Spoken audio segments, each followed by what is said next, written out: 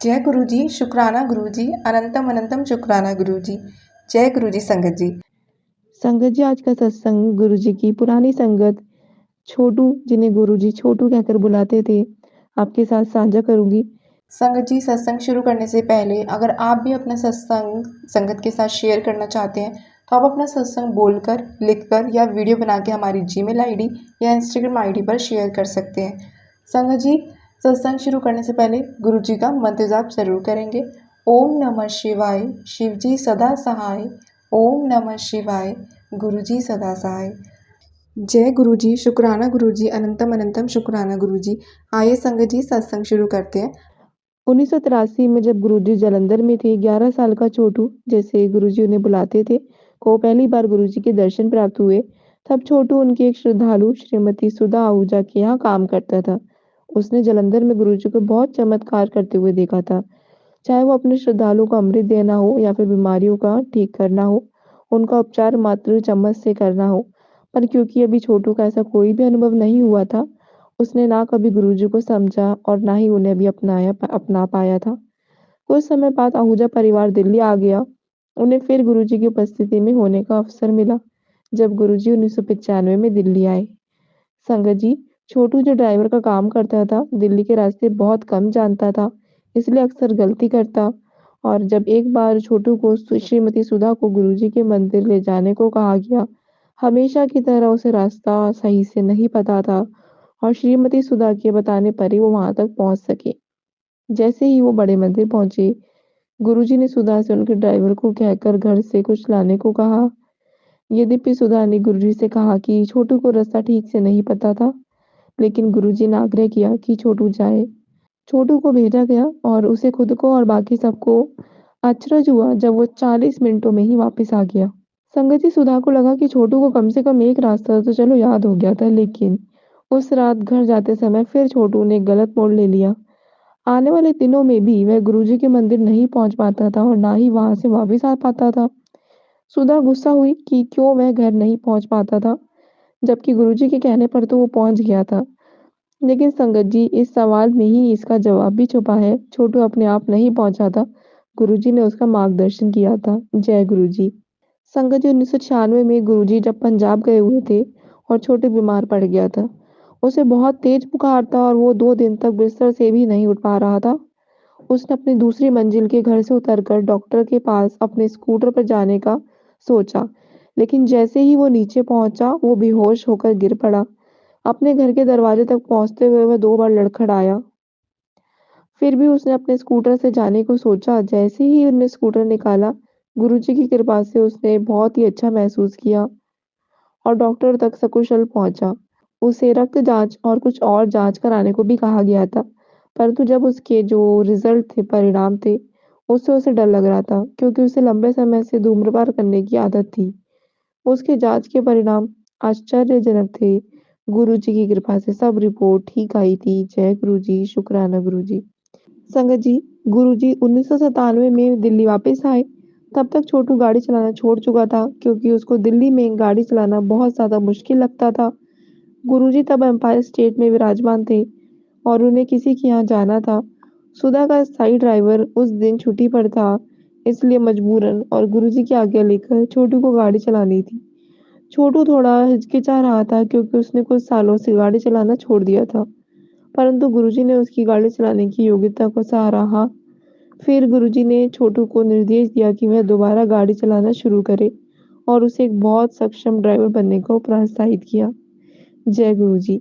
अब हैरानी की बात थी कि 3 साल तक छोटू के पास ड्राइविंग लाइसेंस नहीं था, लेकिन एक बार भी उसे इसका दंड नहीं भरना पड़ा।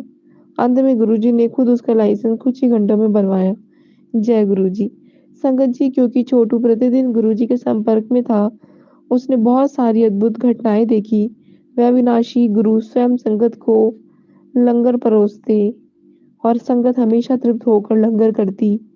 वह लोग को साधारणतः घर पर 2-3 रोटियां ही खाते, बिना किसी परेशानी के 4-5 रोटियां खा लेते थे लंगर में।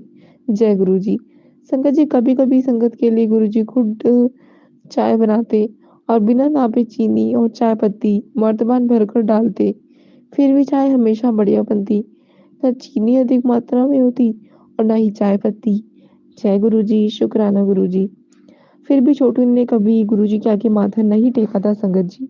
संगत जी, एक दिन छोटू एक बुरी खबर लेकर मंदिर पहुंचा। छोटू की जो माँ थी वो गंभीर रूप से बीमार थी। छोटू परेशान था उस समय। उस शाम गुरुजी जो बाहर थे, छोटू को अपने साथ ले गए और उन्होंने पता किया कि छोटू क्यों परेशान था। फिर गुरुजी ने छोटू को घर वापस जाने का निर्देश दिया, क्योंकि उनको लगा कि ऐसी परिस्थिति में छोटू को अपनी माँ के पास जाना चाहिए। पर घर वापस पहुंचकर छोटू ने अपना सामान बांधा, चाय प्रसाद लिया और तुरंत ही निकल पड़ा। अभी वो कॉलोनी के गेट पर ही पहुंचा था जब उसने एक और प्रिय भक्त सुदामा को जल्दी से अपनी ओर आते देखा। उसने आकर कहा कि गुरुजी छोटू को वापस बुला रहे थे। गुरुजी ने उसे प्रसाद का एक डब्बा दिया और बोले, तू भी क्या याद करेगा, जा ले जा आ प्रसाद। अब 4 दिन विच मुड़ आई, ये प्रसाद साथ ले जा और तू भी क्या याद करेगा, 4 दिन में वापस आ जाना, ऐसा गुरुजी ने कहा था। छोटू ये सोचते हुए गया कि क्या वो उस रात दिल्ली से जा भी पाएगा। 4 दिन में वापस आने की बात तो क्या ही थी। संगत जी, छोटू को उस दिन की आखिरी बस पकड़ने की कोई संभावना नहीं दिख रही थी, परंतु उसे हैरानी हुई जब उसने देखा कि उसके लिए एक बस इंतजार कर रही थी। उसमें सिर्फ 15 से 20 यात्री बैठे हुए थे। लेकिन संगत जी, छोटू को उस दिन की आखिरी बस पकड़ने की कोई संभावना नहीं दिख रही थी। लेकिन उसे हैरानी हुई जब उसने देखा कि उसके लिए एक बस इंतजार कर रही थी। उसमें सिर्फ 15 से 20 ही यात्री बैठे हुए थे और जैसे ही छोटू बस में चढ़कर बैठा पर बस चल पड़ी और वो अगली सुबह अपने गांव में था। वह अपनी माँ से मिला जो बहुत बीमार थी, यहाँ तक कि उन्होंने पिछले 10-12 दिनों से कुछ खाया भी नहीं था। छोटू ने उन्हें डॉक्टर के पास ले जाने का उसी समय इंतजाम किया। उनकी जांच हुई और उन्हें कुछ दवाइयाँ लिख कर दी गई। छोटू अगले दिन उठा तो उसने देखा कि उसकी माँ कमरे में नहीं थी। वह बहुत परेशान होकर उन्हें ढूंढने लगा। उसकी बहन ने उससे कहा कि चिंता करने की कोई भी बात नहीं थी। करीब 2 किलोमीटर दूर चढ़ाई पर उसकी दुकान थी जहाँ गेहूं पीसने लेकर जाना था और उसकी माँ ने वह काम करने का निश्चय किया था। गेहूं की बोरी उठाकर उसकी माँ उस दुकान के लिए निकली थी। छोटू अपनी बहन पर गुस्सा हुआ और विस्मित था कि उसने माँ को इतना वजन उठाकर और वह भी इतना दूर कैसे जाने दिया। वह भागा भागा दुकान पर गया। उसकी माँ वहाँ बैठी हुई थी। वो जिद कर रही थी कि वह बिल्कुल ठीक है और उनकी चिंता करने की कोई आवश्यकता नहीं थी। घर वापस पहुंचकर छोटू ने चाय नाश्ता किया और थोड़ी देर थोड़ी देर आराम करने के लिए लेट गया। आधी नींद में छोटू को गुरुजी के दर्शन हुए और वह बोले, हुन तो मंदा है ना सानू, मतलब अब तो तू मानता है ना मुझे। छोटू बहुत चक्का था कि कैसे कई सैकड़ों किलोमीटर दूर होते हुए भी गुरुजी उस तक पहुंच गए थे। 4 दिन में वापस आने का गुरुजी का निर्देश अब उसे याद आया। वो उठा, उसने अपना सामान बांधा और सबको यह कहकर कि उसे दिल्ली में एक जरूरी काम आ गया है, तुरंत वहां से निकल पड़ा। अगली सुबह जब वो दिल्ली वापस पहुंचा, जैसे ही उसने किचन का दरवाजा खोला, गुरुजी ने किचन के अंदर झांक कर देखा। छोटू को अंदर आता देखकर गुरुजी बोले, हुन तो मंदा है ना सानू। ठीक वही शब्द जो छोटू ने सैकड़ों किलोमीटर दूर सुने थे। पहली बार उसने गुरुजी के आगे माथा टेका। उस दिन से गुरुजी की कृपा छोटू की मां पर निरंतर बरसती रही और उनकी कोई भी बीमारी के बारे में गुरुजी को जैसे ही बताया जाता वह तुरंत उसका उपचार कर देते। जय गुरुजी, शुक्राना गुरुजी। 31 मई 2007 को गुरुजी की मां समाधि के बाद मां के गिरते स्वास्थ्य के बारे में जब छोटू को पता चला तो उसे बहुत भारी झटका लगा। वह बहुत अकेला और असहाय महसूस करने लगा। उसे समझ नहीं आ रहा था कि वह किसके पास मदद के लिए जाए, परंतु हमेशा की तरह उसे तुरंत ही सहायता मिली। अगले ही दिन उसकी माँ के स्वास्थ्य में बहुत सुधार आया। गुरुजी ने उस पर कृपा की और संरक्षण अभी तक कायम है। सही अर्थों में छोटू यह पाता है कि जब भी बीमारी की खबर सुनता है, गुरुजी तुरंत उस स्थिति को काबू कर लेते हैं। वह सब सामान्य कर देते हैं। जय गुरुजी। अंकल जी, एक बार दोपहर के समय छोटू मेन हॉल में आराम कर रहा था, बिल्कुल गुरुजी के कमरे के बाहर, जब गुरुजी ने आकर उसे उठाया और पानी का गिलास लाने को कहा। जब छोटू गिलास में पानी डाल रहा था तो गिलास टूट गया, एक संकेत कि कुछ बुरा होने वाला था। अगली ही दोपहर जो हुआ उसे छोटू सोच में पड़ गया। आधी नींद में उसने देखा कि गुरुजी उसके पास आते हैं और कहते हैं, घर नहीं जाना कंजरा, जा घर हुआ। अब परंतु छोटू पर घर नहीं हो पाया और कुछ दिनों बाद उसे पता चला कि गांव में उसके घर की छत गिर गई थी। जब गुरुजी को इस बात का पता चला, वह बोले, चंगा होया, कल्याण हो गया तेरा। जो हुआ अच्छा हुआ और तेरा कल्याण हो गया। गुरुजी का अर्थ ये था। तो छोटू को तो छत का गिरना एक खर्चा नज़र आ रहा था और गुरुजी के शब्द उसे उनकी बेपरवाही लगे। इस यह तो बाद में उसे समझ आया कि गुरुजी के शब्दों का अर्थ क्या था। गुरुजी किस कल्याण की बात कर रहे थे। जो छत थी सुबह के 6 से साढ़े 6 बजे गिरी थी। छोटू की माँ उसकी बेटी को 2 साल की बेटी को शौचालय ले गई थी और उसके 15 मिनट बाद अब अपने घर फ़ोन करने के बाद छोटू को ये बात पता चली। जब वह ये फ़ोन करके वापस आया तो गुरुजी ने उसे पूरी बात क्रम से बताने को कहा। तब गुरुजी बोले, अगर उसकी माँ और उसकी बेटी बाहर नहीं गए होते, तो उस नुकसान का कभी भरपाया नहीं हो पाता। उनकी कृपा से नुकसान बहुत कम हुआ था। और तो और जब 10 से 15 दिन बाद छोटू अपने घर को वापस गया, तो वो एक नया घर खरीद पाए, जो उसकी माँ को पसंद था। यहाँ तक कि उसने अपने परिवार को वहाँ शिफ्ट करा यहाँ तक कि उसने अपने परिवार को वहाँ शिफ्ट कराकर अच्छे तरीके से बसा भी दिया। यह सब गुरुजी के दिव्य आशीर्वाद के बिना असंभव था। जय गुरुजी। एक और घटना घटी संगत जी, जिससे छोटू को अपने गुरु के भगवान होने का बोध हुआ। जब छोटू और उसकी पत्नी दिल्ली में थे, उसकी पत्नी गर्भवती हुई। अच्छी देखभाल के लिए छोटू ने अपने पति को गांव वापस भेज दिया। जब बच्चे के जन्म की तिथि नजदीक आई तो वो बहुत अपनी पत्नी के पास जाना चाहता था, पर गुरुजी ने उसे जाने की आज्ञा नहीं दी। उन्हें बेटी हुई, परंतु वह जन्म से ही अस्वस्थ थी और बहुत रोगों से पीड़ित थी। छोटू फिर छुट्टी पर जाना चाहता था, परंतु गुरुजी उससे बोले कि उसे घर जाने की कोई आवश्यकता नहीं थी। करीब 2 महीने बाद छोटू को पता चला कि उसकी बेटी चल बसी।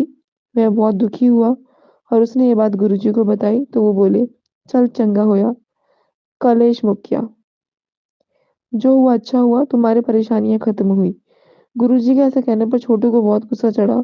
उसने निश्चय किया कि वह गुरुजी से बात नहीं करेगा, परंतु गुरुजी ने छोटू को उसी समय अपने परिवार से बात करने को कहा। छोटू ने अपनी माँ से बात की और उन्होंने वही बात दोहराई जो गुरुजी ने सैकड़ों मील दूर बैठे हुए बोली थी। छोटू की माँ ने उसे बताया कि उसकी बेटी जन्म से ही खराब स्वास्थ्य है और अत्यंत कमजोरी की वजह से बहुत पीड़ा में थी। उसकी माँ बोली कि उस नन्ही सी लड़की के लिए अपना शरीर छोड़ना बेहतर था, बजाय इसके कि वह इतनी पीड़ा सहे। जब छोटू को पूरी बात का पता चला, तो उसने अपने अनुचित गुस्से पर बहुत पछतावा हुआ। तब गुरुजी ने छोटू को बताया कि उन्होंने उसे गाँव जाने की छुट्टी इसलिए नहीं दी थी कि उसे अपने बच्चे से बहुत लगाव न हो जाए। ये घटनाएँ हमें ये दर्शाती हैं कि गुरुजी जो भी हमारे लिए सोचते हैं, वह हमारे भले के लिए ही होता है और उसे हमारा ही फ़ायदा होता है। यद्यपि उस समय हमें भले ही ऐसा प्रतीत ना हो, इसलिए गुरुजी पर पूरा विश्वास, गुरुजी का पूरा आसरा पाने के लिए ज़रूरी है कि हम उन्हें पूर्ण रूप से समर्पण करें। जय गुरुजी। संगत जी, एक बार छोटू अपने गाँव गया और गुरुजी की आज्ञा लेकर अपनी पत्नी को दिल्ली लेकर आया। जब पति-पत्नी गुरुजी के यहाँ आए, गुरुजी ने छोटू की पत्नी को देखा और बोले, आ गई कल्याण करोन, सूट पाया कर, जे मुंडा लहराए ता। तुम मेरा आशीर्वाद लेने आई हो, सलवार कमीज पहना करो, अगर पुत्र का आशीर्वाद चाहिए। गुरुजी के कथन का ये अर्थ था। संगत जी, छोटू की पत्नी ने कभी भी सलवार कमीज तो नहीं पहनी थी, वह हमेशा साड़ी ही पहनती थी, जैसा छोटू के गाँव में रिवाज था। बहुत लोगों ने कोशिश की थी कि वह सलवार कमीज पहने, पर उसने नहीं पहनी थी। अगले दिन जब छोटू अपने कमरे में गया तो उसने देखा कि एक अपरिचित महिला उसकी ओर पीठ करके बैठी हुई थी। उसने बाहर आकर लोगों से अपनी पत्नी के बारे में पूछा। लोगों ने उसे कहा कि उसकी पत्नी कमरे में ही थी। वह फिर भीतर गया तो उसने देखा कि वह महिला तो उसकी पत्नी ही थी। अब वह अपनी पत्नी को पहचान ही नहीं पाया था क्योंकि उसने सलवार कमीज पहनी हुई थी। निसंदेह वह गर्भवती हुई। एक बार गुरुजी छोटू को सुबह 11 बजे मार्केट ले गए। अचानक 2 बजे के करीब गुरुजी ने छोटू को घर वापस जाने को कहा, क्योंकि उसकी पत्नी घर पर अकेली थी। छोटू ने ऐसा ही किया, पर उसे ये नहीं पता था कि उसे ऐसा करने के लिए क्यों कहा गया था। छोटू ने अपने घर वापस जाकर खाना खाया, चाय पी और वापस निकला। गुरुजी को लेकर आने के लिए करीब आधा किलोमीटर जाने के बाद उसे ध्यान आया कि कम से कम अपनी पत्नी को तो देख लो, क्योंकि गुरुजी ने विशेष रूप से उसे अपनी पत्नी को देखने के लिए वापस भेजा था। वह वापस गया तो उसने देखा कि उसकी पत्नी बहुत दर्द में थी। उसे प्रसव का दर्द हो रहा था और उसे उसी समय पास के हॉस्पिटल में ले जाया गया। संगत जी, मुश्किल से छोटू ने अभी गाड़ी पार्क ही की थी कि जब नर्स ने उसे आकर एक खुशखबरी दी कि उसे बेटा हुआ था। छोटू को समझ आया कि कैसे गुरुजी ने निर्देश देकर उसे वापस भेजा था। तत्पश्चात कदम-कदम पर गुरुजी ने पति-पत्नी का मार्गदर्शन किया। उन्हें निर्देश दिया कि डॉक्टरों के कहने पर ही हॉस्पिटल में डिस्चार्ज लें और किसी बात की जल्दी ना करें। और तो और पहले 40 दिनों के लिए उसकी माँ और दोनों और बेटे दोनों के लिए निर्देश दिया गया कि वे दूसरी मंजिल के अपने कमरे से निचली मंजिल तक भी नहीं उतरेंगे। 41 दिन पर पति और पत्नी और उनका नवजात शिशु गुरुजी का आशीर्वाद लेने आए और गुरुजी ने शिशु का नाम वरुण रखा। संगत जी संगत जी छोटू ने संगत जी गुरुजी ने छोटू को कुछ और लोगों के साथ दिल्ली से डुगरी गुरुजी के जन्म स्थान पर जाने का निर्देश दिया। जिस दिन उन्हें वापस जाना था, उससे एक रात पहले गुरुजी ने फ़ोन किया और उन्हें सुबह जल्दी ही वहाँ से वापस चले पड़ने का निर्देश दिया, ताकि वे गुरुजी के यहाँ सुबह 10 बजे तक वापस पहुँच जाएँ। रात को वे समय से सोए और सुबह 3 बजे उठ गए, परंतु उन्होंने पास से ही मलेरकोटला जाने का और फिर वहाँ से दिल्ली के लिए निकलने का निश्चय किया। मलेरकोटला में नाश्ता करने से वे खुद को रोक नहीं पाए और उस वजह से उन्हें देर हो गई। अंत में छोटू एक और व्यक्ति के साथ दिल्ली के लिए 8 बजे निकला। करीब 10 बजे जब वो नेशनल हाईवे पर थे, ना जाने कहाँ से एक ट्रॉली सर्विस लेन में बाईं ओर से दूसरी ओर को जाते हुए सड़क के बीचों-बीच आ गई। ड्राइवर ने अपनी गाड़ी होंडा एक्सेंट रोकने की पूरी कोशिश की पर वो रोक ना सका। इसे जा टकराया। टक्कर इतनी जोर से हुई कि ट्रॉली उलट गई, पर छोटू और उसका साथी सुरक्षित थे। गाड़ी ट्रॉली के बीच वाले पहिए से जाकर टकराई थी। आसानी से वो ट्रॉली के नीचे आ सकती थी, जिससे गाड़ी में बैठे हुए लोगों की मौत हो जाती। परंतु गुरुजी की कृपा से वे बिल्कुल सुरक्षित थे। वहां पर पुलिस आई और गाड़ी को रस्सी से खींचकर दिल्ली ले जाने का प्रबंध किया गया, क्योंकि गाड़ी चलाकर लेकर जाने की हालत में नहीं थी। जब गुरुजी को इस बात का पता चला तो वो बहुत परेशान हुए। जब छोटू गुरुजी के यहाँ रात को पहुंचा तो गुरुजी ने उसे उनके निर्देश की गंभीरता न समझने के लिए डांट लगाई। गुरुजी के शब्द भगवान के शब्द होते हैं, वे भगवान का हुक्म होते हैं। गुरुजी के शब्दों की अवहेलना करना खुद को खतरे में डालना है।